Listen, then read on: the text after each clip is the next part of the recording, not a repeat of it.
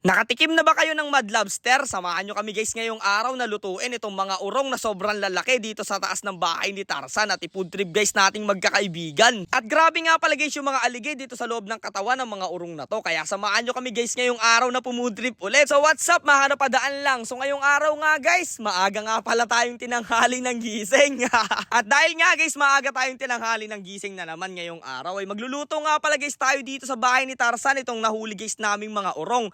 Pero sa English guys ay tinatawag itong Mad Lobster. Syempre kasama na naman natin yung mga tropa nating makukulit at malakas pumood trip dyan. Eto nga pala guys yung tinatawag naming urong dito sa lugar namin. Akala nyo guys scorpion at akala nyo guys yung kulay niya ay luto na kaagad siya. Pero hilaw pa yan guys, talagang kulay ganyan lang yan. Pero bago natin guys lutuin yung urong na yan ay meron nga pala tayong mahalagang kailangang alisin dyan. Eto nga pala yung pinakambituka niya guys. Punong-puno yan guys ng putik kasi kinakain yan guys putik sa ilalim ng lupa. At dahil nga guys sa lupa sila nakatira ay madumi nga pala yung katawan yan. Kaya itong tropa natin guys ay babrushin niya muna at aalsin niya guys yung mga nakadikit dito mga putik para pag niluto guys natin mamaya ay dire-diretso na lang yung pagkain natin. Habang kami naman guys ay nagpapasiga kami dito ng apoy para masimulan na rin ka guys nating lutuin ngayong araw yan. Big shoutout nga pala sa mga taga Batangas dyan, sa mga taga Laguna, shoutout sa inyo lahat at syempre sa mga taga Quezon. Shoutout din sa mga taga Lucena dyan, sa mga gusto pang magpa-shoutout dyan guys, mag-comment lang kayo sa video na to. At ayan, nanguha na nga pala kami dyan ng nyog na igagata guys natin dito. Tapos syempre guys, ay agad nating lulupasan yan kasi eto guys yung gagamitin nating panggata dito sa napakasarap na urong o Mad Lobster natin guys. Grabe nga pala guys yung naging views nitong ating panguhuli ng mga urong o Mad Lobster. Naka 2 MB 2 million views nga pala yun, kaya maraming salamat sa inyo.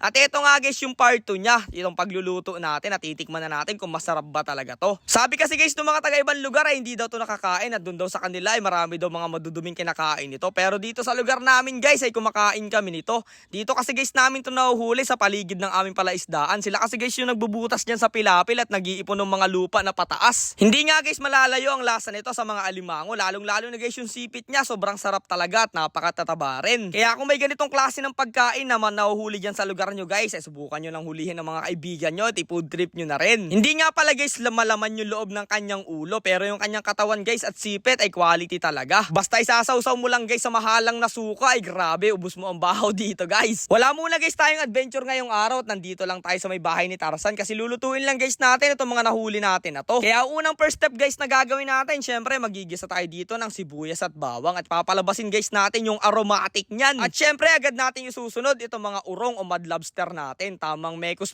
lang muna tayo dyan guys para magisa natin yan. Dito sa lugar namin guys ay madalang nga lang pala ang bumibili nito kaya napakarami guys ng ganito dito sa lugar namin. Bukod sa walang bumibili guys ay napakadalang rin ng mga kumakain. At sabi nung iba guys ay kumakain daw to ng tae, pero dito sa lugar namin guys mukhang malabo. Napakalayo kasi guys itong palaisdaan doon sa mga bahayan at talaga namang malinis dito. At sa pagkakaalam ko guys ang kinakain talaga nito ay putik at mga lumot doon sa ilalim ng lupa. At pwede rin guys yung mga dahon na nalalaglag. Pero maya lang guys ay naluto na nga pala itong mga urong natin. Grabe, napaka-solid. Ginataan nga lang pala guys ang luto namin dyan dahil yun yung bagay na recipe sa kanya. Pero kailangan mo lang talaga siya guys linisan para yung sabaw niya hindi umitim. Ayun guys, nagtatangalian tayo ngayong araw. Magdasal tayo kay Lord. Lord, maraming salamat sa blessing at pag-iling. Amen. Amen. Punta tayo guys. Pakita nyo nyo kung gaano kataba sa kanila yung mga... Kung gaano katataba ang mga tatos na nakuha natin guys. Oh. Ano? Ayan o. Quality. Punong-puno ng aligi oh. Ayan o, kinagat oh. Ang tigas. Ayan oh. Ang tigas. Ayan, sabo guys. Sabog sa sobrang taba. Ayan oh. Oh. Sarap. Yung halat guys. Tama oh. No. Tingnan pare. Tama oh. Quality. Sobrang taba. Kain tayo guys. Silaw. Ang daming sipit. Grabe nga guys yung naging food trip namin ngayong araw. Sobrang sarap guys at talagang ubos namin yung baon naming bahaw dito. Kaya maraming salamat guys sa panonood nyo palagi sa mga adventure at masarap na food trip natin. Kaya hanggang dito na lang muna guys tong video natin. Kita-kits na lang ulit tayo guys sa susunod pa naming adventure.